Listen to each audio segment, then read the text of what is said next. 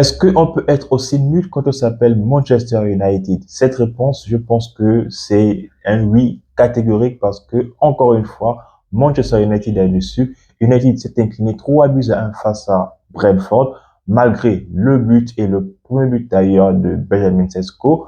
Bruno Fernandes qui, encore une fois, n'était pas dans son match. Clairement, depuis qu'il a atteint donc ses 100 buts avec Manchester United, oui, il y avait donc la pression, il y avait la possibilité de pouvoir bien faire et de mieux jouer, mais Bruno a tout de même raté le penalty qu'il fallait parce qu'il avait la possibilité de ramener les deux équipes à égalité et pourquoi pas aller chercher la victoire encore une fois sur le bout du temps additionnel. Donc les gars, nous allons revenir sur une énième défaite de Manchester United ainsi que de Ruben Amorim sur ce débrief.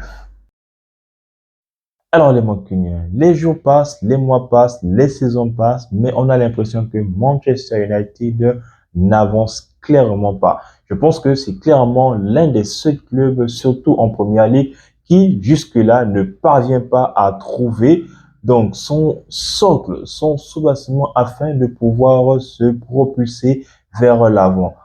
Brighton le fait, Brentford le fait, même Tottenham le fait, même s'ils sont en dessous. Chelsea le fait, Crystal Palace est en train de le faire, mais Manchester United, très franchement, c'est clairement du gros n'importe quoi. Nul n'est clairement plus le mot pour catégoriser les joueurs de Manchester United parce qu'ils déçoivent saison après saison, semaine après semaine, parce que nous qui sommes les fans de Manchester, nous sommes tout le temps là à avoir un gros cœur pour essayer de trouver ce qui n'a pas marché lorsque l'équipe se permet de faire un match pitoyable. Mais avant ça, les gars, avant de rentrer dans le vif du sujet, regardons d'abord ce que Ruben Amorim nous a concocté. Parce que dans les buts, on pouvait retrouver Bayindia. Bayindia qui ne fait que enclencher, ne fait que enregistrer des gros nombres de buts.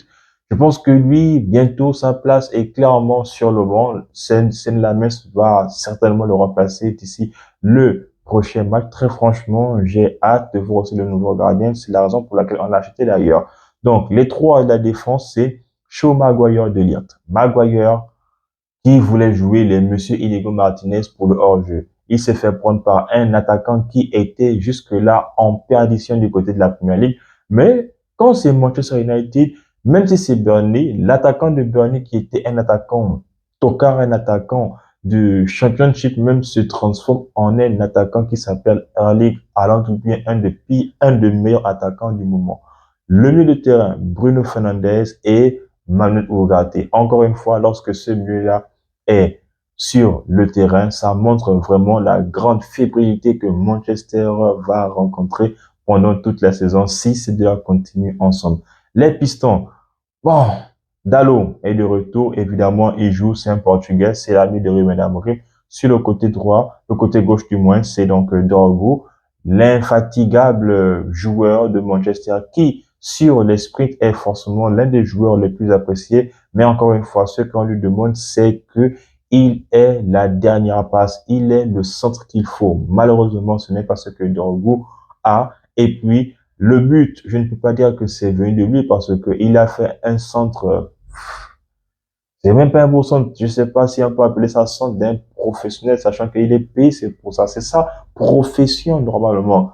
Mais bon, les trois de l'avant, bah, Matheus Cunha qui est revenu, Memo qui rejoue contre son ancienne équipe, qui a fait de lui donc le joueur qui, voilà donc qu'il est aujourd'hui, le joueur sur qui Manchester United a poussé afin qu'il rejoigne le voilà le club mancunien. Et en attaque, c'est bien donc Benjamin Sesko qui lui a tout de même réussi à sortir son épingle du jeu après quand même 3 tentatives parce que la première, le gardien, l'ancien gardien de Liverpool d'ailleurs, donc a réussi à mettre en échec Sesko. Il a fallu que ce dernier donc le fasse à 3 reprises. Et maintenant les gars, maintenant le match en lui-même, nul. Le match en lui-même, très franchement, je pense que encore une fois, s'apitoyer sur le sort de quelqu'un, venir jeter le discrédit sur le sort de quelqu'un, très franchement, je pense même pas que ça va pouvoir arranger quoi que ce soit. Parce que les entraîneurs, du moins, qui sont passés, à Manchester United sont devenus nuls, même s'ils étaient des grands entraîneurs avec leur club précédent. Les joueurs, c'est la même chose. Et aujourd'hui, Maguire, encore une fois, a été le bouc émissaire, ainsi que Kobe Mainoo, qui a donc perdu le dernier ballon, donc pour le troisième but. D'ailleurs, son but-là est presque similaire à un but qu'il avait donc occasionné lorsque Eric Ten Hag était encore au poste. C'était contre West Ham où Manchester avait aussi perdu, je pense, 3 buts à 1, c'est le même score, ou bien 2 buts à 0, quelque chose comme ça. Donc, la défense, très franchement, oui, je me disais que, voilà, il y avait des, des défenseurs à Manchester United. Ruben Amorim lui-même, il a dit que si les joueurs choisissent leur match, je n'ai pas besoin de ce type de joueurs-là, j'ai besoin des joueurs qui mouillent le maillot. Mais encore une fois, je ne pense pas que ces joueurs-là aient mouillé le maillot pendant cette rencontre-là. Parce que je n'ai vu aucun joueur qui a joué tout en mettant son corps, son âme pour pouvoir arracher la victoire. Ils sont tous là, beaux, voilà, en train de toujours rester avec le sourire, dire que Manchester United fait ci, Manchester United fait ça. Manchester United, c'est un club, voilà, où on doit apporter le sourire aux fans, mais on a l'impression que ce sont des belles paroles. Ça rentre dans une oreille et après ça sort de l'autre. Parce que les paroles, là, peut-être que même eux-mêmes, ils ne pensent pas ce type de paroles. Parce que ce que eux-mêmes, ils disent dans des interviews, c'est clairement l'opposé de ce que ils montrent sur le terrain. Le milieu de terrain, mort. L'attaque, morte. La défense, n'en parlons pas. Comme je le dis, les gars, Maguire est là en train de se prendre pour le Inigo Martinez, celui qui sait donc faire les hors-jeux. Mais comment ça se fait, dans un premier temps, que Manchester United puisse faire cela, sachant qu'il y a un défenseur qui est là et qui s'appelle Harry Maguire. Oui, c'est vrai que je pense qu'il est très bon dans une défense à 3. Mais pour ce genre de choses, il faut être vraiment, vraiment intelligent et il faut aussi être un fin tacticien. Et ça, je pense que Maguire ne l'a pas. C'est un joueur qui, lui, est très bon. Donc, voilà. Même l'anticipation, je ne sais pas. Lorsqu'il va chercher les attaquants vers là-haut, je pense que c'est là où il est donc bien. Donc, c'est peut-être les anticipations, oui, ou Maguire est peut-être bon. Mais le contenu en lui-même de Manchester United, le contenu que Manchester a proposé face à Brentford, mais les gars, c'est pitoyable. C'est vraiment pitoyable. Dalot, il est nul. Bon, oui, hormis la passe, voilà, qui a donc tout de même emmené le penalty de, voilà, donc, Manchester United que Bruno Fernandes est venu rater parce que, oui, Bruno Fernandes, encore une fois, très tôt dans le match, il est vraiment sorti de scénario et voilà pourquoi Manchester a perdu. Comme Bruno Fernandes va mal, c'est carrément tout Manchester United qui va mal. Brentford met 2 buts à Manchester dans les 20 premières minutes. 7e minute de jeu, comment il s'appelle donc Igor Thiago met un but. 19e minute, 20e minute, il met un deuxième but. Manchester United. Très franchement, il faut avoir le cœur pour être supporter de Manchester United. En fait, il n'y a même plus de mots. Je ne sais pas si je ne sais pas, je ne sais pas. En fait, je ne sais pas si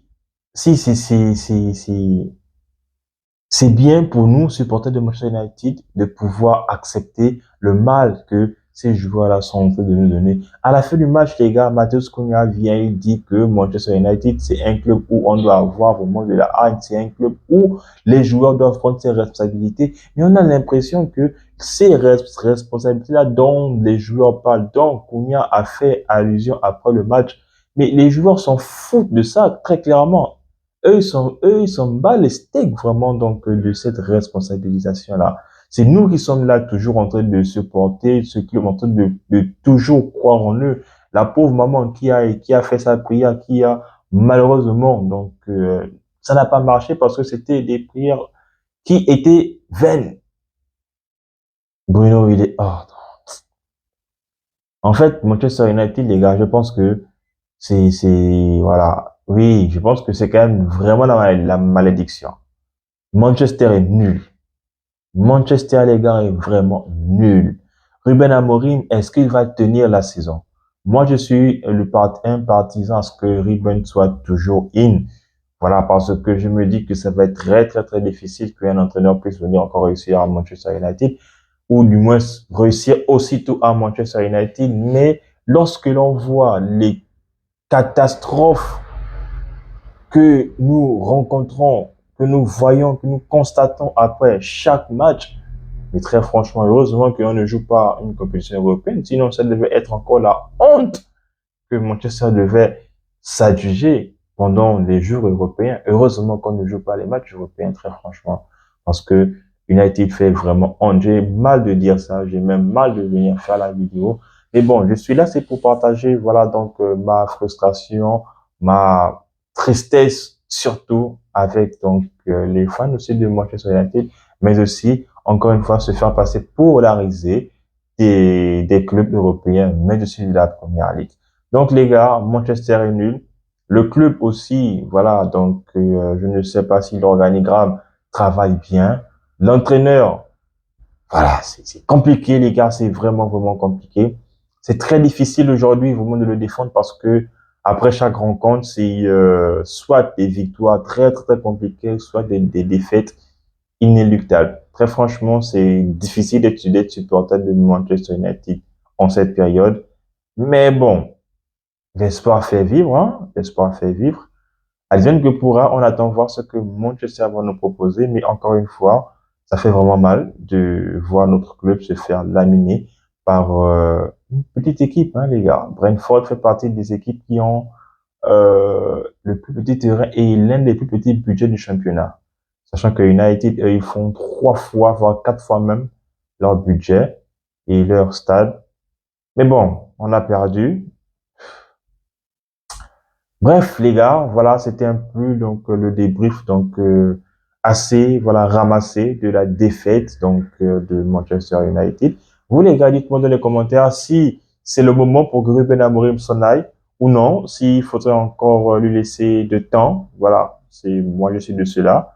Maintenant, si c'est pas le cas, je me ferai une joie de vous lire. Sinon, les gars, on s'abonne, on reste en santé, mais aussi et surtout, tous mon client.